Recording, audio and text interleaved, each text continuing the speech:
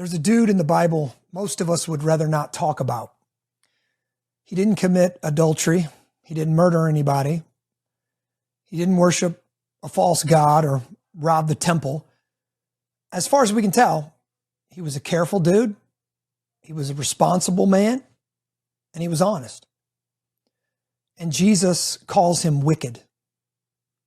Jesus calls him wicked and slothful. And Jesus has him in his story thrown out into outer darkness, not for what he did, but for what he was too afraid to do. See, his sin was that he played it safe. Now, if that sentence concerns you, if it makes your stomach drop a little, good. Stay with me for a little bit. This episode's for you. Welcome back, men, to the Sacred Men YouTube channel. This is the podcast for men who want to follow Christ in all areas of life. I'm your host, Pastor Justin Dean, and today we're going to talk about something that has quietly buried more Christian men than lust probably ever has, honestly. We're going to talk about the fear of failure. This past weekend, a friend of mine, Pastor Michael Clary, came into town to lead a men's conference, and he did a phenomenal job. Very edifying, loved it, and he hit on the scripture a little bit in one of his talks. And as he was speaking, I typed a quick note to myself that just said, risk of failure is the price of admission on the path to success. Risk of failure is the price of admission on the path to success. Now, too many of us are afraid of failure. We're so afraid of failure that we will never take the risk to do something great. Let me describe a man. See if you recognize him. He's not a bad man. He goes to church. He prays. He's faithful to his wife. He works hard at a job that's fine. It's not a calling, but it's fine. He's got ideas. He's had nudges. He's had feelings. He's had thoughts. There was a ministry he thought about starting. There was a business idea that he had. There were hard conversations that he knew God wanted him to have. There was a step of faith that he felt God was pushing him towards with his money or his time or his calling. And every single time he thought about it, he did the math in his head, and he said, it's too risky. It's not worth the risk. So he stayed where he was. Now he told himself, that's just a wise decision. Told himself he's being a good steward of the resources God's given him. He told himself that a humble man doesn't go chasing big things like that. That quiet faithfulness in small things is actually the more holy path. And dude, here's the trap. Because there is just enough truth in that to make that lie sound truthful and appealing. Quiet faithfulness is holy, and stewardship is a real calling. But this man is not being faithful, and he's not being a good steward. What he's doing is hiding. He's playing it safe because he's too afraid to dare greatly and potentially fail greatly. Now, what he's done is he's taken the gifts, the calling, the one and only life that God has handed him, and basically he's buried it in a safe place in the backyard where nothing bad can happen to it. And he calls that obedience. He calls that faithfulness.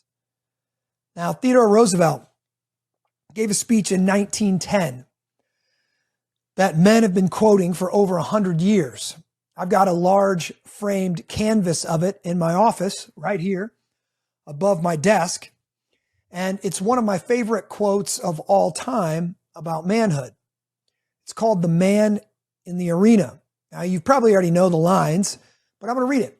It's not the critic who counts, not the man who points out how the strong man stumbles or where the doer of deeds could have done them better. The credit belongs to the man who is actually in the arena, whose face is marred by dust and sweat and blood, who strives valiantly, who errs, who comes up short again and again, There is no effort without error and shortcoming. But who does actually strive to do the deeds? Who knows great enthusiasms, the great devotions, who spends himself in a worthy cause, who at best knows in the end the triumph of high achievement, and who at worst, if he fails, at least he fails while daring greatly, so that his place shall never be with those cold and timid souls who neither know victory or defeat. Now, that's a banger of a quote. This man, if he fails, at least he fails while daring greatly, so that his place shall never be with those cold and timid souls who know neither victory or defeat. Hear that? Cold and timid souls. Now, Roosevelt obviously was not a theologian, but still he saw something true. There's a way to go through your life so guarded, so hedged, so protected from any possibility of failure that you also never actually live. You never know victory. You never know defeat. Basically, you just spectate and criticize others who are daring great deeds. You can pick apart their plan from the stands. Now, here's what I want you to hear. And I want you to hear it as a brother and not kind of as a slap on the hand. The Christian version of the man in the stands is actually more dangerous than Roosevelt's version, because the Christian man on the sidelines has learned how to baptize his fear. He's learned to call his cowardice discernment. He's learned to call his comfort contentment. He has dressed up his fear of failure in the language of holiness. And that disguise is exactly what we need to tear off today. A Christian man should not be cold and timid. Our God is a consuming fire. The closer you get to him, the hotter you're going to burn for him and his glory. The righteous are as bold as a lion, Proverbs 28:1 says. We should both be on fire for the Lord and making bold moves in faith. So let's go back to that man Jesus called wicked. It's the parable of the talents, Matthew chapter 25. Jesus says a master is going on a journey, and he calls 3 servants and entrusts his property to them. To one, he gives 5 talents, to another 2, to another 1, each according to his ability. Then he leaves. Now, I want to stop right here because this is some good soil that the Reformation has worked in, and this is something that we need to think about. A talent, first off, a talent was an enormous sum of money. The ESV Study Bible says it's 20 years worth of income for an average laborer, which would be about $600,000 today.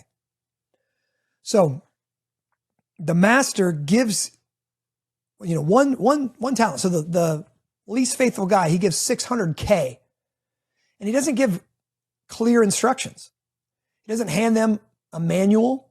He just entrusts it to them, and then he leaves. Now, that's a picture of how God actually deals with us. That's how he deals with you. He's handed you a large investment. He's handed you a life, real capital, a certain amount of time, a certain specific set of gifts. He's given you relationships. He's given you influence. He's given you a body. He's given you a mind. He's given you a certain number of years on this earth, and he expects you to do something with it. And he doesn't give you a clear manual on this is exactly what I want you to do, and this is exactly how I want you to do it. But all of this is an investment that God has already made in you. Like, our life is not ours to just protect. It's his, on loan to be invested. Now, we know this story here. The first 2 servants go and trade. They take risks. They put the master's money out into a world where it could be lost, and they both double it. So they take the risk and they double it. And when the master comes back, he says to each of them the words every man within the sound of my voice wants to hear. Well done, good and faithful servant. You've been faithful over a little, I will set you over much. Enter into the joy of your master. That's the life we want to live.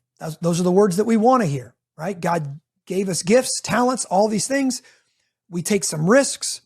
We multiply the investment he's put in us. We bring back a return. We want to hear God say, well done. Well, then comes the third man. And the third man does nothing with it. He buries the investment in the backyard. And listen to his own defense, because he thinks it's actually a reasonable defense. He says, Master, I knew you to be a hard man, reaping where you did not sow. So I was afraid and I went and hid your talent. I put your 600K in the ground. Here, you have what's yours. Here, you have what's yours. Notice the dude didn't lose anything, right? He can still produce the money. So no deficit. By the standard most Christian men are quietly living by, he passed, right? He didn't squander it. He didn't waste it on prostitutes or something. He didn't gamble it away. He gave back the investment in full. And the master's verdict, honestly, is one of the most frightening sentences in the Gospels. He says, you wicked and slothful servant. And the man gets cast out. Dude, now why is Jesus so harsh here? Why is he so severe? Well, here's the answer, and I think it's the heart of the whole episode today. Look at the servant's reasoning. First, he said, I knew you to be a hard man, so I was afraid. I see two things here. One, his fear came from a wrong view of the master and a wrong view of the assignment. First, he didn't believe that the master was good. He didn't believe he was gracious, didn't believe he was glorious, right? Didn't believe he was great. He believed the master was harsh, cold, and impossible to please. A God you survive rather than a father you trust. And a man who believes that about God will always bury his talent. Because if God is a hard man waiting to crush you when you make a mistake, then the only sane move is to take no risk at all. Right? I'd rather not do anything than potentially lose some of his money. So what do? We protect it. We guard it. We put it in the ground. We do nothing with it. We give him back exactly what he gave you and pray he doesn't look too closely. Brothers, the fear of failure is not first a courage problem. It's actually a theological problem. It's a problem of what you believe about the character and nature of God. The man who buries his life is not too humble. He is, in the most precise sense, an unbeliever about the goodness of his master. He's lacking faith. He's got bad theology. And that's why he's playing it safe. And playing it safe is not the holy option. That's not the Christian option. The parable says the exact opposite. Caution that comes from a low view of God is not a virtue. Jesus calls it what it is. He calls it wickedness. And then, of course, there's the wrong view of the assignment. This dude thinks that the assignment is actually don't fail. It's like when a dad teaches a son to ride a bike, and he's like, all right, son, here's the assignment. Don't fall. If you get the kid thinking about falling and messing up, he's going to be terrified to get on that bike. That's not the goal of getting on the bike. The goal of getting on the bike is learning how to ride the bike. And you're going to fall probably several times before you learn to ride the bike. So this guy's got this idea. Here's the assignment. Don't mess it up. Don't fall. Don't lose any of that 600K. And he says, look, Jesus, I didn't lose anything. Here's what's yours. But that's how he didn't understand the assignment. See, Jesus gave him that 600K to do something with it, to invest it. He was expecting him to be proactive. He was expecting him to take initiative. He was expecting him to take a calculated risk and bring a return on that investment. So when you think about it, Jesus was actually, as a lender and as the master, he's actually owed not just the investment, but the return on that investment as well. Now, the same is true for each of us. God's given us a lot of things, and he wants a return on that investment. He wants us to take calculated risks. He gives us a wife. He's expecting we give her back to him better than we got her. He gives us kids, and he expects us to raise them to be dragon slayers, man. He wants us to raise them up to be fiery and bold for Christ's kingdom. He's given us gifts and talents and opportunities, and he wants us to use them for his glory. Now, if I stop there, I think most of us, or many of us, would just be, fearful. Oh, dang, am I wasting God's talents that God's given me? Right? It's kind of just go get in the arena or God's going to call you wicked. Now, honestly, that would just trade one fear for another. And that's not the gospel. So stay with me for a minute, because this next part is the gospel. This next part is the good news, and it's deeply and distinctly reformed. I want to give you two truths that once they get into your chest will make you dangerous in the best possible way. The first truth is the providence of God. Now, we love to talk about the sovereignty of God, and here's where it stops just being like this abstract debate and becomes fuel for our obedience. Proverbs 16:9 says, the heart of man plans his way, but the Lord establishes his steps. See that? You make the plan, God governs the outcome. Always, without exception. Now, think about what that means for risk. The reason failure feels like the edge of a cliff falling off into an abyss to nowhere is that deep down you believe that the outcome is up to you.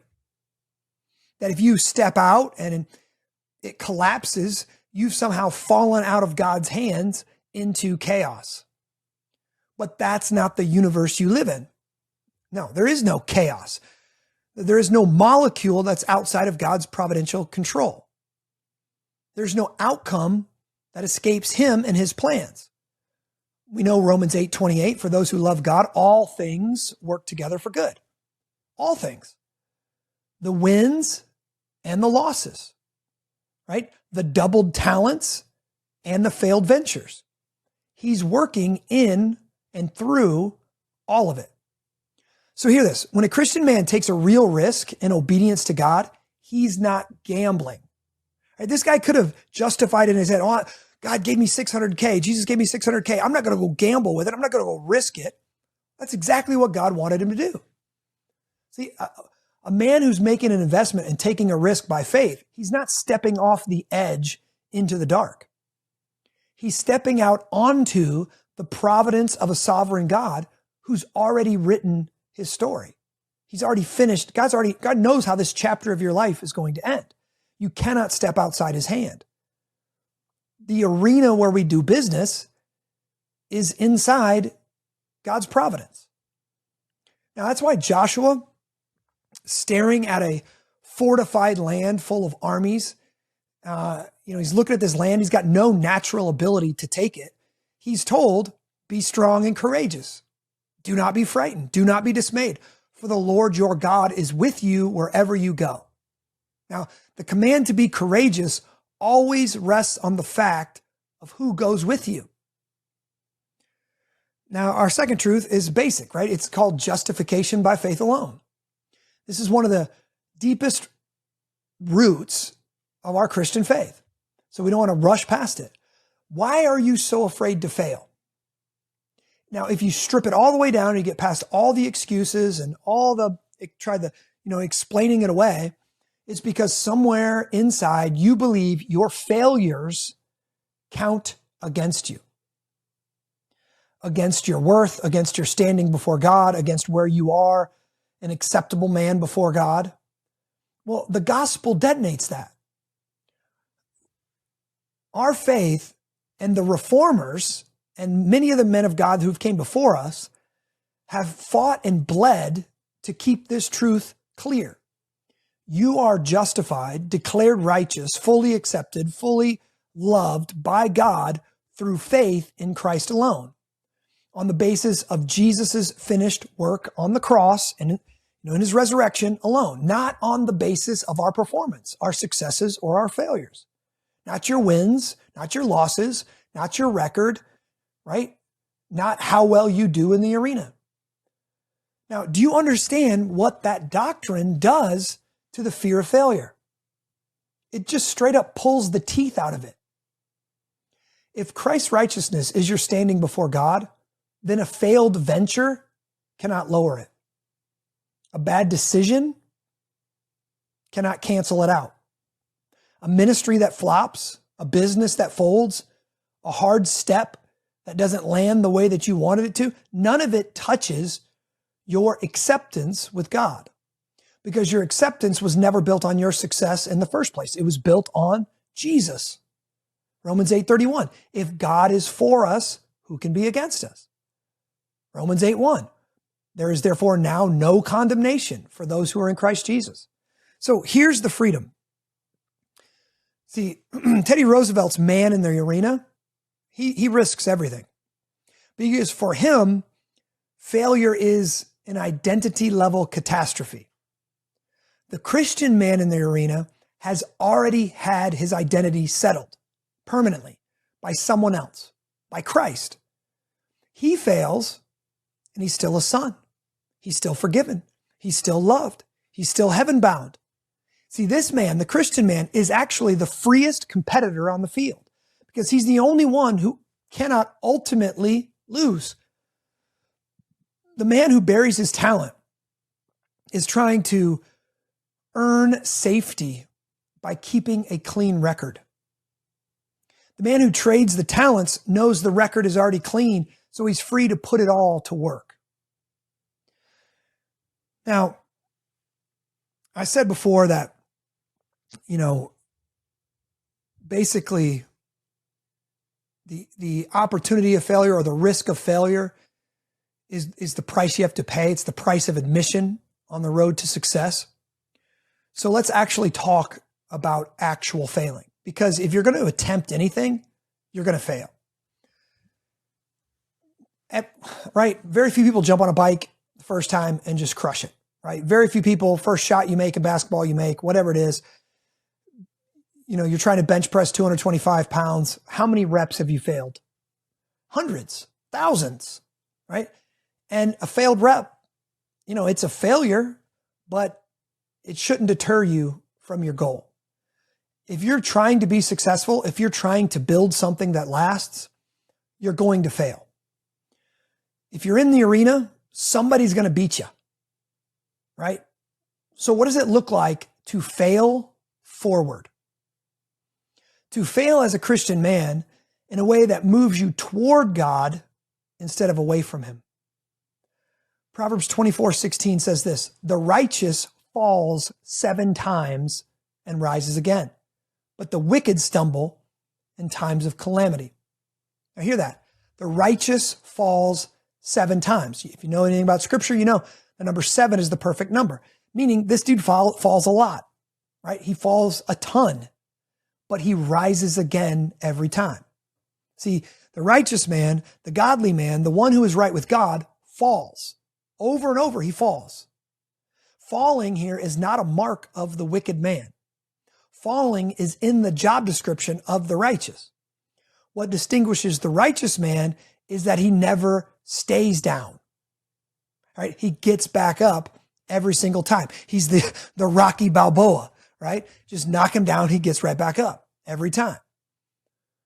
So the difference between a righteous man and a wicked man is not that the wicked falls and the righteous doesn't. No, they both fall.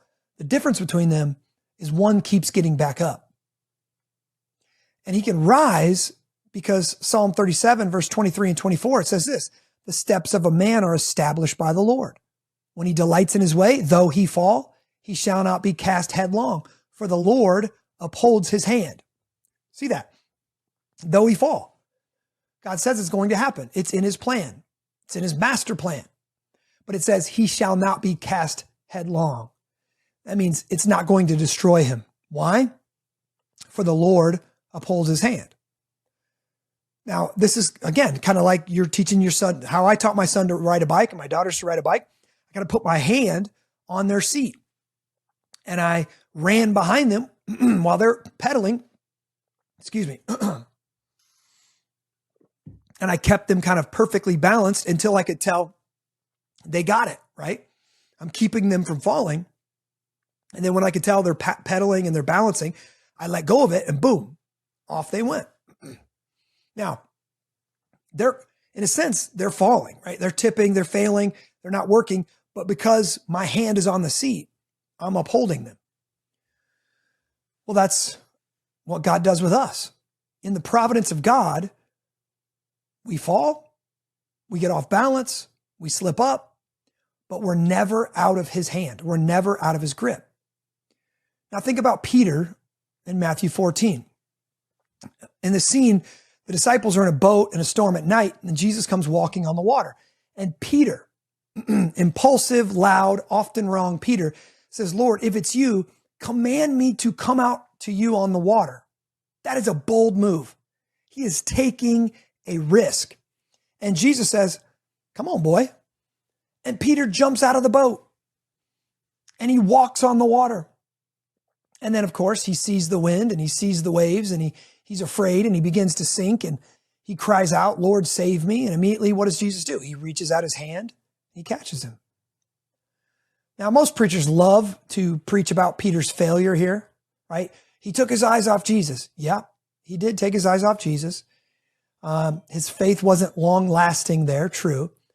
But don't miss this, right? There were 12 men in that boat and 11 of them never walked on water. 11 of them were technically, successful that night. They didn't sink. They didn't look stupid. But guess what? They never stepped out. They never took the risk.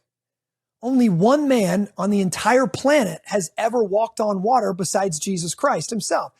And that is the man who failed that night. Right? That's the man who eventually sank. See, Peter took the risk. Peter took a step of faith. Peter walked on water and Peter fell. And Jesus picked him up. Peter's failure, listen, if there's ever a safe place to fail, it's in the presence of Jesus. Right? That's what failing forward means. Failing within arm's reach of Jesus. Close enough that when he goes down, Jesus can pick him up. That's failing forward.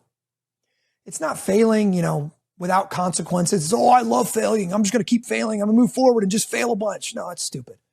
It's failing while trusting Christ. It's failing while moving towards Christ. It's failing while obeying Christ.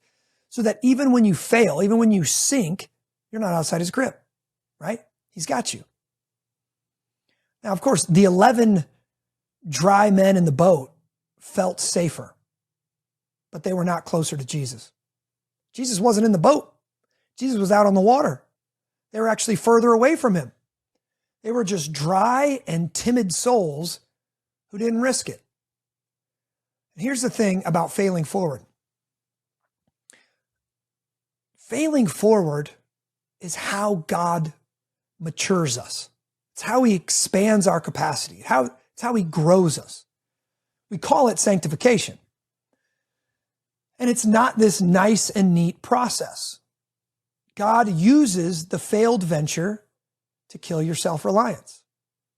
He uses the thing that didn't work out to expose the pride you didn't know was there, to teach you to put him first in your business plan, to pray before you act. He teaches you how to walk humbly before your God, how to do justice, how to do it better than you did it before. He teaches us all about that in failure. Teaches it, it's going to take more hard work than you thought, more diligence, more planning, more prayer, whatever it is. See, the 5-talent servant, he didn't double his money or double his master's money by being careful. He doubled it, more than likely, by trading, right? He might have lost some small bets, right, over here, put an investment. Oh, that one failed, but he had some larger ones that succeeded. He tried, he failed, he adjusted, he lost some, he learned from it. He tried again. He succeeded. Failure, when we surrender it to God, is not antithetical to growth. It's a part of God's growth strategy for our life. It's often the engine of his growth strategy for our life. It says, we know that those who love God, all things work together for good. And all things includes our failures, right? Even when we try hard and we fail. It's included in that all things. Now, famous example here is Thomas Edison. In his journals, it's recorded that he failed to create the light bulb 2,773 times. It was the 2,774th attempt that actually worked. Think about that. 2,773 failures. He just kept getting up. He just kept trying again. Next one, he kept learning, right? Okay, that doesn't work. Let's try something else. Let's adjust it. Let me bring us home. And let me speak to you straight, man to man. Somewhere in your life right now, there is a buried talent, an investment that God has put in you. Now, you know what it is. I have no clue. The whole time I've been talking, maybe a face came to mind, or a project came to mind, or a conversation, or a calling, or an amount of money, or a step you've been praying about for 2 years, which we both know is kind of Christian lingo for avoiding making a decision. Then you probably have a story that you tell yourself about why now is not the opportune time. That story sounds wise to your own mind, sounds real humble, sounds like stewardship. I'm asking you to consider before God that the story might just be fear dressed up to look Christian. 2 Timothy 1:7, for God gave us a spirit not of fear, but of power and love and self-control. See, that spirit of fear, that spirit that keeps you small and safe and buried, Paul says flatly, it is not from God. It did not come from the Holy Spirit. So stop attributing it to him. Stop calling it discernment when the Bible calls it something God did not give you, right? He calls it fear. Proverbs 28:1, the righteous are as bold as a lion. Now, not reckless, not loud, bold. Boldness is not a personality type, dudes. It's not like just for the extroverts. It's the proper posture of a justified man who knows his master is good and his standing is secure and his master is sovereign over all. Now, I want to be a faithful pastor here for maybe 30 seconds, so hear me out. Daring greatly is not the same as being a fool. The Bible never blesses foolishness or recklessness or just blind ego. We're commanded to get counsel, right? In the abundance of counselors, there is safety. We're commanded to provide for our family, right? A man who doesn't provide for his family is worse than an unbeliever. Daring greatly is never an excuse to go to the casino and gamble away your wife's security on a whim. We have to make sure that the thing you're risking, or let's just say this, you have to make sure that the thing you're risking it for is genuinely a call from God and not just a craving for stuff or a craving for significance. And Jesus tells us we have to count the cost before we take the risk, right? Count the cost, like Jesus said about the man who was building the tower. But once you've done the honest work, once you've gotten counsel and a clear conscience and a real sense of God's call, then the riskiness of the thing is no longer a reason to say no. Yes, it's risky, and risk is right. Risk is good. I'm risking this in faith. See, at that point, it might fail is not a godly objection. It's just fear. It's just fear. That's what it is, right? There were many reasons why I probably shouldn't have planted a church. It might not work. I might not have any money. I don't have any retirement. I don't have any health benefits. I don't have all this. The Quad Cities is one of the least church cities in the United States. There were a lot of reasons why it could have failed, right? And it didn't matter to me. It didn't matter. I felt God's call, so this is what I'm going to do. Now, 15 years in, and over 500 something people worshiping with us every week, and God growing our church, and people being baptized, and people being saved, and all the stuff that's going on. Now it looks like the smartest investment in the world, but it didn't look like that when it began. It looked absolutely crazy. It was a high risk endeavor. Now, if you think back to the scriptures, we got tons of examples. God never celebrates the guy who just plays it safe, right? Or even the gal. Esther was told she might die if she went in before the king uninvited, right? Her cousin Mordecai says to her, and who knows whether you have come to the kingdom for such a time as this? And Esther, she did the math, and the math probably said too risky. I could die for doing this, but she went anyway. And she said 5 words that I want every sacred man listening to this podcast to basically engrave on your heart. She said, if I perish, I perish. Now that's not a death wish. That's a woman who had settled the providence question and the identity question and was therefore free to live, free to give it her all, free to die if that's what's going to happen, right? She's free to obey God. She's free to step into the arena to see what God's going to do. Free to fail if it came to that, because she knew that even her failure was inside the hand of God.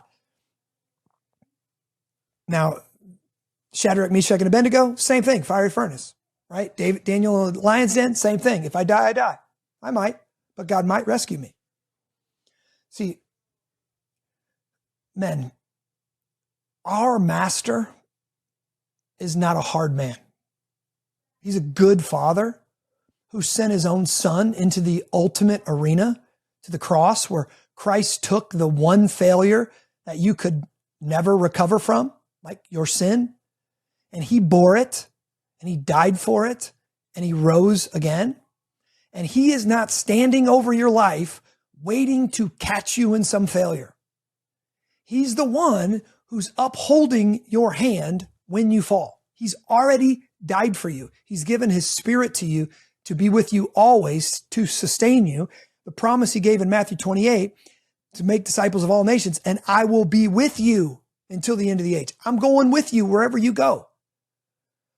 So here's the deal, man. Whatever you've been hiding, whatever you've been sitting on, whatever you got buried in the backyard, that talent that you did the math and it's too risky. It's time to go dig that thing up. Whatever you buried, dig it up. Take the talent out of the ground, get out of the stands and get into the arena. Get your face marred with dust, sweat, and blood. And if you fall, or more than likely, when you fall, you're going to fall 7 times, right? You're going to fall plenty of times. Okay, rise 7 times, right? You fall 1,000 times, rise 1,000 times. And God promises us you're not going to be cast headlong, right? You're not going to fail ultimately because the Lord holds your hand. And one day, if you transition from being this wicked, fearful servant into a faithful servant, one day you're going to hear the only verdict over your life that ultimately matters, and that is, well done, good and faithful servant. Enter into the joy of your master. That's what I want to live for. I hope that's what you want to live for. Man, this has been Sacred Men. If this episode helped you in any way, please share it with one dude in your life who needs to hear it. Until we meet again, get strong, get courageous, and get into the fight. Go act like men. God bless, dudes.